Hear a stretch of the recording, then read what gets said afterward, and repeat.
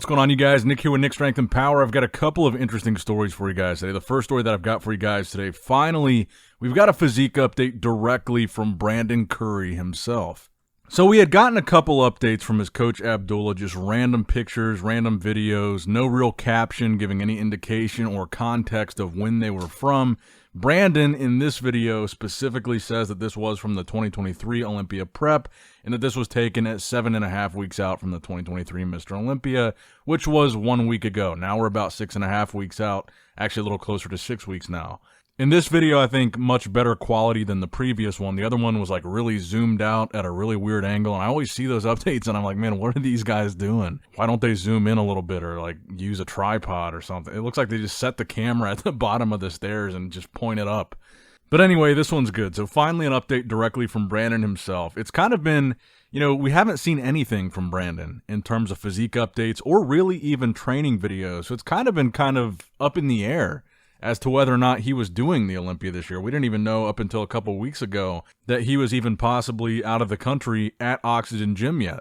And I will say, as much as Brandon's name has been kind of discounted from the conversation this year about the top three, even though he was fourth last year, every time I see Brandon pose, it reminds me how much I really appreciate his physique. He really does bring a beautiful aesthetic physique to the men's open class. And there is a reason why he won the Olympia. He's a Mr. Olympia champ for a reason. He's got a great physique. And people like to knock him for the lower body, or people might like to just say he's not big enough in general compared to these like newer mass monster guys that we've got.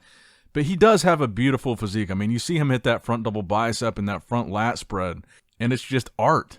And I've talked about this before in a previous video about Brandon, but if you guys remember when he won the Olympia, the fact of the matter is almost none of the guys that he's got to face in this top conversation were even there when he won. Nick Walker, Andrew Jack, Samson, Dauda, Derek Lunsford, they weren't even at the Olympia the year that Brandon won, which might be why he won. But the other side of that coin is the only two guys that have already beaten your current Mr. Olympia, Hady Chupin, are Brandon and Rami. So even though we're talking about Derek and Samson and Nick and Andrew Jack, none of them have ever beaten Hady, whereas Brandon has done that before. So I think that is something worth pointing out, and I think Brandon does look really good here. He looks like his usual self, but that could be maybe a bad sign. I think, a lot of people are pointing out that we don't really see much change in these updates with Brandon. He looks about the same, which is good. He's a top 4 Olympian and a Mr. Olympia champ, so it's good that he looks about the same now that he's in his 40s. It at least doesn't look like he's slowing down, but the question is, if he doesn't make rapid improvements this year, how is he going to surpass some of these guys that are? Like Samson, Derek, Nick, especially Samson and Derek. These guys are making rapid improvements, and honestly, of everybody that I've talked to, the name that people give me the most when I say, who do you think is going to win the Olympia this year? A lot of people are saying Derek. And honestly, I could kind of see that being a possibility. I could see that happening. Let me know what you guys think in the comments below about how Brandon is looking here and where do you think he's going to place at the Olympia this year. And give me your early Olympia predictions now that we're only 6 weeks away. Who's your top 3? Who do you think is going to win? And is Brandon in that top 3? Now, next up in the news, one of those names that we just mentioned, Samson Dauda. We got an update from him today as well. Looking extremely impressive. It's a black and white photo. This was taken around 6.5 weeks out. And I got to say, one of the things that I really like about Samson's physique is, even though we talk about next to Derek, the weak point would be obviously the back. One of the really strong points that I think Samson has is his chest. I think when you compare him to Derek and Nick, especially in this side chest shot, he just got these really round, full pecs from the side that almost have that Arnold Schwarzenegger look to him. Just this ridiculous shelf-like chest is something that I think is one of Samson's strong points in his physique. He might really, if you think about like the top 10 at the Olympia, and if you're not talking about who's got the most striated chest or who's got the most conditioned, detailed chest, if you're just talking about the size, who has the biggest, fullest pecs, it might be Samson. And that was just the first thing I thought when I saw this pose, when I saw this update, was that his chest looks insane. And the second thing that I thought was, look at his lower body, man. Look at the side profile of his legs. Just the thickness and density of his legs from the side. This is going to be an exciting Olympia that I think Samson is going to move up in placings, and I think people will be surprised where he lands. Now, next up in the news, Hadi has met up with his coach, Hany. It looks like they're in Dubai together, making the journey back to the United States so that Hany can finish out the remainder of his prep with his coach in the States. And Hany and Hadi showing off one of the most impressively shredded midsections, I think, in the sport. The obliques, the serratus, the abs. Hadi, just from that side profile for him, of that abs and thighs, is one of the most impressive, I think, in the top 10 right now. If you talk about really good midsections, you got to talk about Derek in terms of just V-taper and just a crazy small waist. But if you talk about detail in the abs, the obliques, the serratus, no one really has it like Hadi. It almost looks like he has a whole nother six-pack next to his six-pack because his obliques are so shredded.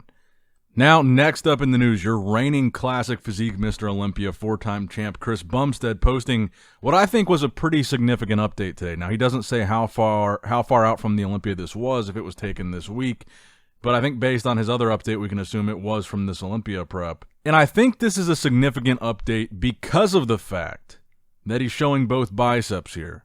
Now, a lot of people, obviously last year, the topic of conversation was the bicep tear. Clearly, there was something wrong with the bicep on the arm that doesn't have the tattoo. Where I think at the Olympia, it was a little bit swollen. It looked like the peak was a little bit harder to see, and it didn't appear as peaked because of that inflammation.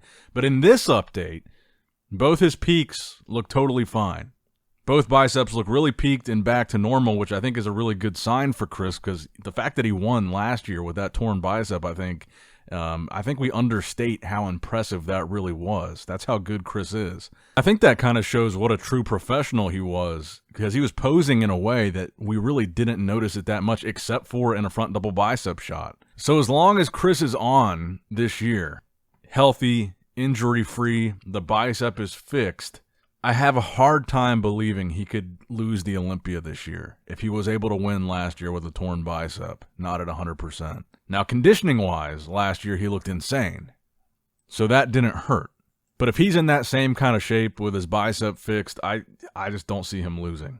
But let me know what you guys think in the comments below about how Chris Bumstead is looking in this update, good or bad. Now, the final thing that I wanted to touch on today is GoodVito. This is the latest physique update from GoodVito. You guys know the story with GoodVito. He was unable to compete at both the shows that we just talked about, the Flex Pro weekend in Italy and the Europa show in Spain. He was going to make his pro debut at one of or both of those shows, but his European visa, or whatever the issue was with that visa, he was unable to get it approved, but he has his US visa approved. Now, he still says that his goal is to qualify for this year's Olympia and make his pro debut this year.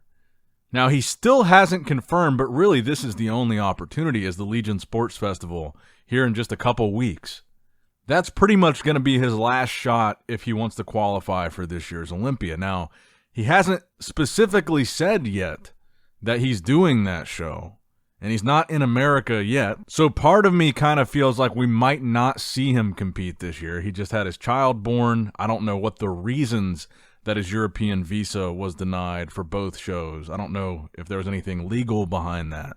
But based on what he said, I would think we would see him compete at the Legion show.